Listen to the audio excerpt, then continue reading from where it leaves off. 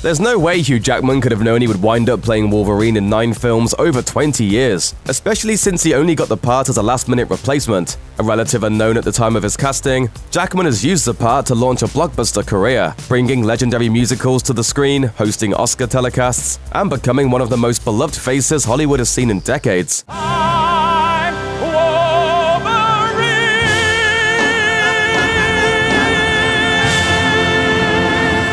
Now that he's delivered his X-Men swan song, let's take a look back at the highs and the lows of his time as Wolverine and rank what worked and what made us go berserk. X-Men Origins Wolverine. There are bad movies, and then there's whatever happens at X-Men Origins Wolverine. For starters, the movie just wasn't necessary. Sure, the plot arc with Sabretooth was interesting, but we didn't need a boxing match between Logan and the Blob. And Logan's adamantium operation had already been covered well enough in X2 X-Men United. On top of all that, X-Men Origins featured some of the worst CG in the entire franchise. Wait, can we see those claws again? Ooh, shiny. But more than anything, the sloppy writing derailed any chance at redemption. Not only did Wolverine have to walk away from an explosion in slow-mo with a straight face, but he also had to scream into the air not once, but twice. Here's a movie that introduced Ryan Reynolds as Deadpool, then sewed his mouth shut, just to make sure there was no chance he could be remotely enjoyable. That's just lazy writing. Jackman did his best with the corny screenplay, but this movie is somehow a parody of itself without ever figuring out how to make that fun. That's a feat, but not one worth watching. X-Men: The Last Stand.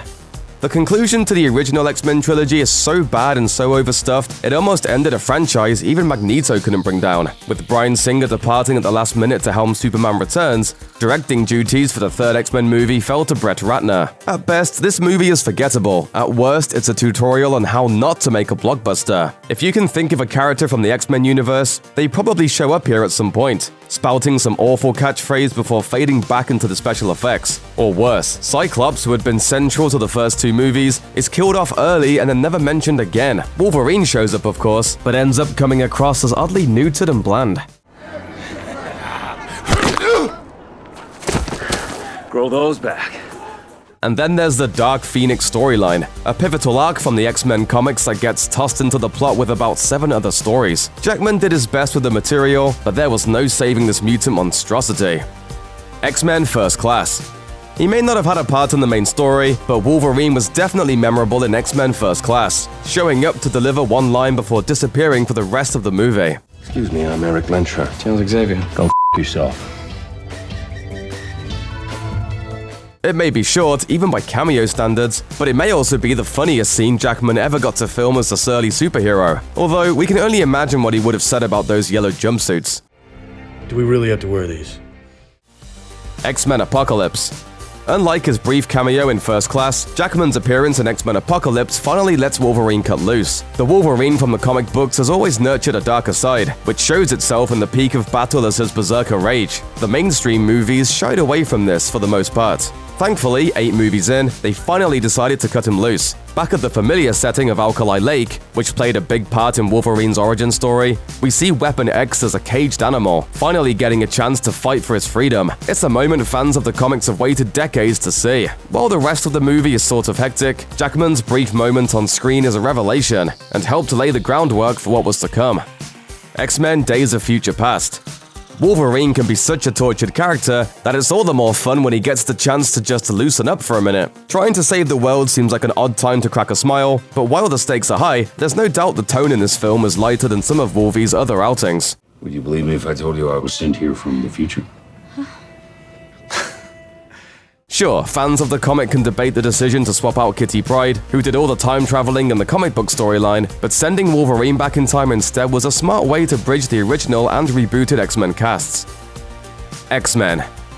This is where it all started, and no one knew if it could work. What would a full-blown superhero team full of wacky powers look like on the big screen? Would they wear fluorescent spandex? You actually go outside in these things? What would you prefer? Yellow spandex? More importantly, would audiences turn out for comic book characters that weren't Superman, Batman, or Spider-Man? With X-Men, those questions were definitively answered. It was faithful to the comics it adapted, but used just enough black leather to welcome mainstream audiences into the fold. And no one helped carry the film, or capture the imagination of the audience more than Jackman with his portrayal of Wolverine. An amnesiac drifter without a past or future, Wolvie was the audience's window into this world of outcast and misfits. If we found them weird, that was okay because he did too. Jackman became a star the moment he appeared on screen, and Wolverine proved he could brawl with the best of them, spandex and all. The Wolverine.